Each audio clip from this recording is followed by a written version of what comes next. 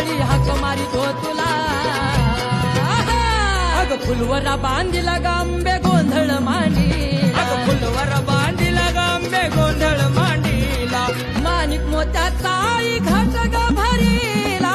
लावून दिवटी तुझा पोत पाजळला. विघ्न सार दूर ग करा. हे भक्ती भावी आई तुझा उपवास केला. हे भक्ती भावे आई तुझा उपवास केला. अग फुलवरा बांधिला